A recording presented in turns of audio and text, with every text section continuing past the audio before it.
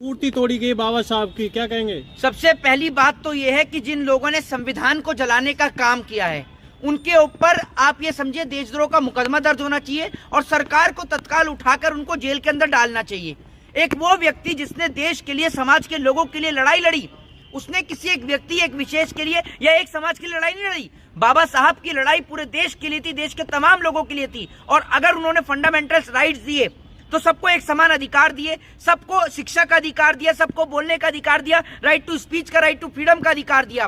वो व्यक्ति जिसने अपने परिवार को खो दिया, अपने बच्चों को खो दिया। बाबा साहब भीमराव अंबेडकर के 4 बच्चों का निधन हो गया था, उनकी वाइफ की डेथ हो गई, लेकिन उसके बाद भी उन्होंने लड़ाई को लड़ना बंद नहीं किया। This video is sponsored by Max Multi Speciality Hospital, 24/7 emergency trauma and critical care center with advanced services, located at Hagarga Circle, Ring Road, Gulbarga.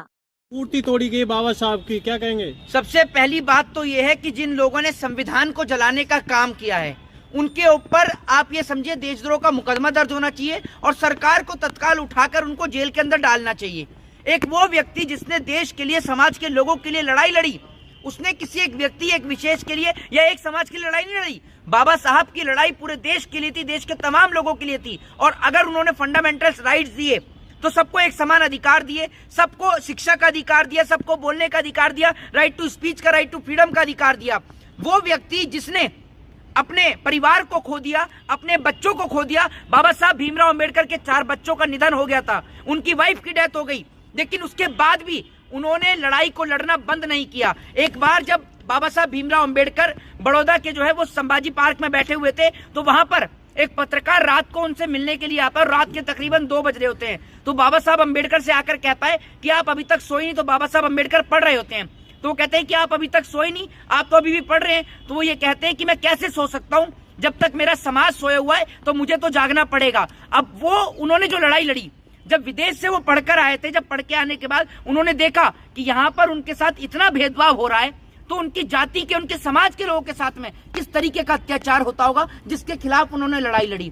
एक बात मुझे समझ में नहीं आती, भारत महज एक मिट्टी का टुकड़ा है, ये देश जो भी है वो बनता है लोगों से, लेकिन यहाँ के लोग आज लड़ रहे हैं। पहले लड़ रहे थे हिंदू मुसलमान के नाम पर, आज जाति के नाम पर लड़ रहे हैं। मुझे एक चीज समझ में नहीं आ रही, जिस चीज को हम इस देश से समाप्त करने की कोशिश कर रहे हैं वो चीज कैसे वापस से इस देश में स्थापित हो रही है वो हमें समझ में नहीं आ रहा। पहले कभी देश के गृह मंत्री अमित शाह जी भरी पार्लियामेंट के अंदर बाबा साहब भीमराव अंबेडकर का अपमान करते हैं, तो अब पंजाब के अंदर मुझे एक बात समझ में नहीं आती है कि ये कौन लोग हैं जो बाबा साहब के संविधान को जलाने का काम करते हैं। और अगर उनको संविधान से नफरत है तो अगर उनको कोई तकलीफ होती है तो किस मुंह से वो FIR लिखवाने जाते हैं? जब उनके अधिकारों का हनन होता है तो किस मुंह से वो कोर्ट जाते हैं और कहते हैं कि मेरे को बोलने नहीं दिया जा रहा या मेरे को पढ़ने नहीं दिया जा रहा? अगर आपको संविधान से इतनी नफरत है तो आप इस देश को छोड़कर चले जाओ, क्योंकि ये देश न गीता से चलेगा न कुरान से चलेगा। अगर ये देश चलेगा तो संविधान से चलेगा। कहीं ऐसा तो नहीं कुंभ में हिंदू राष्ट्र का संविधान ला दिया है, अमर उजाला की रिपोर्ट है इसलिए कर रहे हो कुछ? ऐसा है, अपनी अमर उजाला की रिपोर्ट जो है उसको आप अपनी जेब के अंदर रखिए। आपके जैसे अमर उजाला वाले 36 घूमते हैं, ठीक है ना। एक बात आप मुझे बता दीजिए, हिंदू राष्ट्र आपने बना दिया, जब इस देश का प्रधानमंत्री अनाउंसमेंट नहीं कर रहा, राष्ट्रपति किसी देश का प्रथम नागरिक होता है, राष्ट्रपति अनाउंसमेंट नहीं हो रहा, आपके घर में आके स्पेशल कोई अनाउंसमेंट करके गया था क्या? ये बता दो आप मुझे। लेकिन केजरीवाल तो बाबा साहब की तस्वीर लगाते हैं दफ्तर में पीछे अपने। भाई मैं आपको एक बात कहना चाह रहा हूँ कि जो बाबा साहब की तस्वीर लगा रहा है, आज की डेट में बाबा साहब का इस्तेमाल सिर्फ वोट की राजनीति के लिए। बाबा साहब भीमराव अंबेडकर हो, राजगुरु हो, सुखदेव हो, भगत सिंह हो, सिर्फ इनका इस्तेमाल सिर्फ वोट बैंक की राजनीति के लिए। एक बात आप मुझे बताइए, ऐसे तो प्रधानमंत्री नरेंद्र मोदी जी जो विदेश के मुसलमानों को गले लगाते हैं, बीजेपी की तरफ से अजमेर की दरगाह शरीफ में चादर भी जाती है, लेकिन हमारे देश के मुसलमानों से किस तरीके की नफरत करते हैं पूरा देश देख रहा है। लेकिन पंजाब में आम आदमी पार्टी की सरकार है और अभी तक केजरीवाल जी ने इस मुद्दे पर एक ट्वीट भी नहीं किया ना। तो मुझे एक बात समझ में नहीं आ रही कि एक व्यक्ति जो पढ़ा लिखा व्यक्ति है, एक देश की राजधानी का मुख्यमंत्री है, अगर कोई उनके राज्य में बाबा साहब के संविधान को अपमानित करने का काम करता है या संविधान को जलाने का काम करता है तो उसके ऊपर तो तुरंत कार्रवाई होनी चाहिए और ऐसे व्यक्ति की सिर्फ एक ही सजा होनी चाहिए और वो है देशद्रोह का मुकदमा करके या तो उसको लाइफ टाइम इम्प्रीजमेंट देनी चाहिए। ऐसा व्यक्ति समाज में रहने के लायक नहीं है। गिरफ्तार तो हो गया। गिरफ्तार तो हो गया भैया। इस देश में गिरफ्तार तो बलात्कारी भी हो जाते हैं, सजा कितनों को मिलती है जरा मुझे आप ये बताइए ना। आप एक बात मुझे बताइए, जिससे पूरा देश चल रहा है, जिस संविधान की बदौलत पूरा देश चल रहा है, आप उस संविधान की तौहीन कर रहे हैं। वो व्यक्ति अम्बेडकर, आप क्या जानते हैं अम्बेडकर के बारे में भाई, मुझे आप ये बताइए ना। जिस व्यक्ति ने जब यूएसए में पढ़ाई करी, अमेरिका में पढ़ाई करी, उस आज भी उस पिलो को, उस तकिए को, उस कमरे को सहेज के रखा है। इंडियन गवर्नमेंट को नहीं देती वो अमेरिका की गवर्नमेंट, और वो ऐसे व्यक्ति को सैल्यूट करती है। और आप एक बात मुझे बताइए, बाबा साहब भीमराव अंबेडकर आज भी, जिनका नाम विश्वविद्यालयों की यूनिवर्सिटियों पर लिखा जाता है, जिनका नाम आज भी कोलंबिया में आप चले जाएं तो बाबा साहब की तस्वीर वहां पर लगी हुई है। बता दीजिए कौन सा भाजपा का अनपढ़ जाहिल गंवार नेता है जिसकी फोटो लग रही हो। लेकिन जब अमित शाह ने कहा था अम्बेडकर अम्बेडकर, तो केजरीवाल सड़कों पर आ गए थे। भाई साहब मेरी बात सुन लीजिए, अमित शाह जी के सवाल का भी जवाब दे देते हैं। हाँ। उनके समाज के लोगों ने, और तमाम समाज को छोड़ दीजिए, देश के तमाम लोगों ने अम्बेडकर अम्बेडकर अम्बेडकर कहते हुए आज वो इस कुनीति से बाहर निकल कर आ गए कि किसी का बेटा डॉक्टर है, किसी का बेटा इंजीनियर है, तो किसी का बेटा एडवोकेट है। लेकिन आप उनको देखिए जो मोदी मोदी चिल्ला रहे थे, पता चला 14 से पहले तो फुल पैंट में घूम रहे थे, अब तो अंदर पहना अंडरवियर भी आधा हो गया इनका, और थोड़े टाइम और मोदी रुक गया तो उनका अंडरवियर ही गायब हो जाएगा। ये सड़क पर नंगे घूमते नजर आएंगे आपको। कहते तो है अम्बेडकर ने किया ही क्या है, बस एक पुस्तक तो लिखी है। तो मैं इनसे यही तो कहना चाहता हूँ, पुस्तक की वैल्यू सिर्फ वही व्यक्ति जान सकता है, उस पुस्तक से ही देश चल रहा है, ठीक है ना। जरा इनसे ये पूछ लीजिए जो तड़ीपार रह कर आए हैं, या फिर जो मुख्यमंत्री जो आपके रोते और धोते हैं, उन्होंने क्या कर दिया।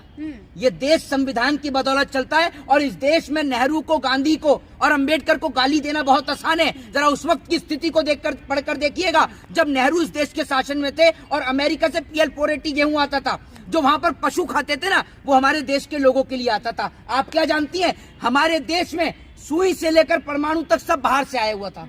लेकिन आज हमारा देश एक परमाणु संपन्न देश है, हमारे देश में हर चीज हमारे देश में बनती है, तो उसका श्रेय पूर्वोत्तरों की सरकारों को जाता है। मोदी और अमित शाह जैसे लोग अगर देश की आजादी के वक्त अगर प्रधानमंत्री की कुर्सी पर बैठ गए होते ना, तो जैसे अंग्रेजों ने इस देश की मिट्टी को बर्बाद किया, नील की खेती कराकर देश की खेती को बंजर किया, ये उसी वक्त देश को बेचकर चले जाते हैं। दिल्ली में चुनाव है, कुछ जनता जवाब देगी। देखिए असल में क्या है, जनता तो बिल्कुल जवाब देगी, क्योंकि भाजपा का जो नेता है, एक वो परवेश जो 24 घंटा करता रहता है कलेश, समझ रहे हैं आप, उनका काम ही है ये कलेश करने का। तो बीजेपी के बहुत सारे नेता हैं, एक वो है क्या नाम है उसका, मनोज तिवारी, ठीक है ना, और एक है वो रमेश बिदूड़ी, गाली देता है पूरी पूरी, समझ रहे हैं आप। तो ऐसे भाजपा के कई नेता हैं। तो ऐसे अनपढ़ जाहिल और गवार नेता अगर इस देश की कुर्सी पे विराजमान होंगे, और मैं तो ये कहना चाहता हूँ, नया गाना ला रहे हैं, पहले लाए थे रिंकिया के पापा, अब एक नया गाना। नहीं तो केजरीवाल को जवाब नहीं देगी, उनकी पार्टी का ही तो। मैं वही बोल रहा हूँ, मैं तो ये कह रहा हूँ कि दिल्ली के मुख्यमंत्री अरविंद केजरीवाल को तो ये समझना चाहिए कि दिल्ली का चुनाव सर पर है, और आप चुनाव लड़ रहे हैं एजुकेशन के नाम पर, और शिक्षा का अधिकार अगर देन है तो बाबा साहब भीमराव अंबेडकर की, जिन्होंने देश के प्रत्येक नागरिक को राइट टू एजुकेशन का हक और अधिकार दिया। और अगर अरविंद केजरीवाल उस पर नहीं बोलते हैं तो आप ये समझ लीजिए कि अरविंद केजरीवाल भी दिल्ली में जीतने वाले नहीं हैं, क्योंकि जो भी बाबा साहब का अपमान करेगा वो इस देश में रहने लायक नहीं है, ये आप समझ लीजिए। लेकिन कह रहे हैं जो राहुल गांधी लगातार लाल डायरी संविधान की लेकर चलते हैं, वो अंदर से खाली है पूरी। तो एक बात आप मुझे बताइए, आपने देखी है, आपने देखी है क्या? मोदी जी ने कहा है क्या? तो मोदी जी के उनके पर्सनल सेक्रेटरी हैं, पर्सनल असिस्टेंट हैं राहुल गांधी के। मोदी जी को तो अपना खुद का तो कुछ पता नहीं है। मोदी जी का टेलीप्रॉम्प्टर बंद हो जाए तो चारों तरफ निगाह मार के देखते हैं कि अब कहाँ से क्या बोलूं। मोदी जी को चूमते हैं मोदी जी, इतना याद रखें, हैं? संविधान को चूमते हैं। जिसको चूमना चाहिए तो उसको तो छोड़ दिया, संविधान की इज्जत कर लो, वही काफी है, ठीक है ना।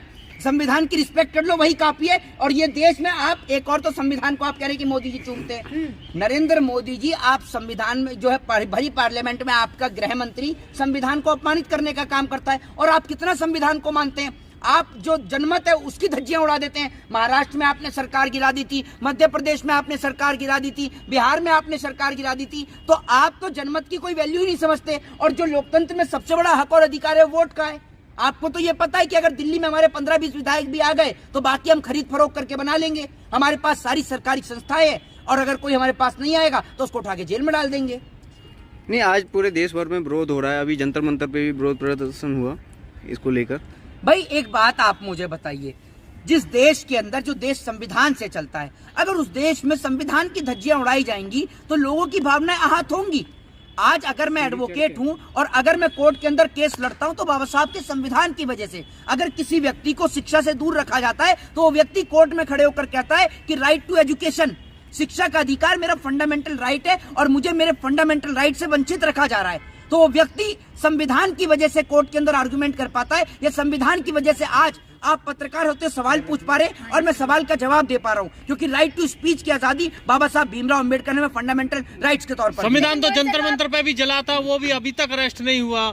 2016 में जलाया गया था संविधान। देखिए एक चीज मैं आपको बता दूं, ये तो सरकार की नाकामयाबी है, और दिल्ली की जो पुलिस है वो गृह मंत्रालय के अंडर आती है, तो जब गृह मंत्रालय के गृह मंत्री खुद पार्लियामेंट में बाबा साहब को अपमानित कर रहे हैं तो वो कहां से अरेस्ट करवाएंगे? ये बात तो आपको सोचनी और समझनी चाहिए। एक एडवोकेट है, आपको क्या लग रहा है लगातार अपमान होता रहता है भीमराव अम्बेडकर का? असल में क्या है, जब 4 लोगों को उठा के जेल में बंद करके उन्हें सजा दे दी जाएगी ना, तो 5वें किसी व्यक्ति की इतनी हिम्मत नहीं होगी कि बाबा साहब को अपमानित कर सके। आप जाएंगे कोर्ट इस मामले के लिए?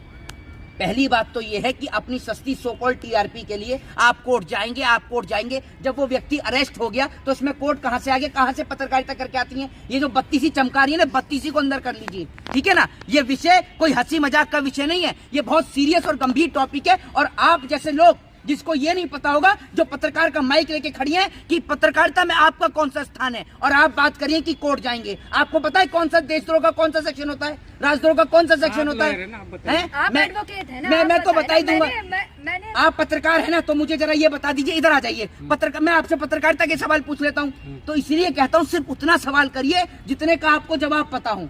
जब वो व्यक्ति अरेस्ट हो गया तो अब तो कोर्ट अपने आप ही ले जाएगा उसको।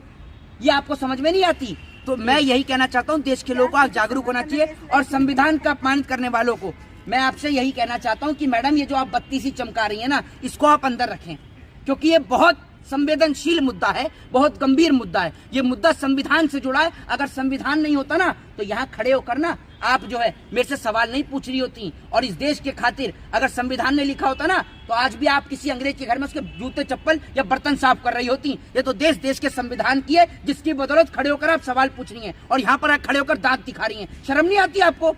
एक और अपने आप को पत्रकार कहती हैं, और दूसरी ओर जब संविधान को लेकर आप हंसकर दिखा रही हैं, तो इस तरीके का मजाक बिल्कुल मत करिएगा। जय हिंद, जय भारत, वंदे मातरम।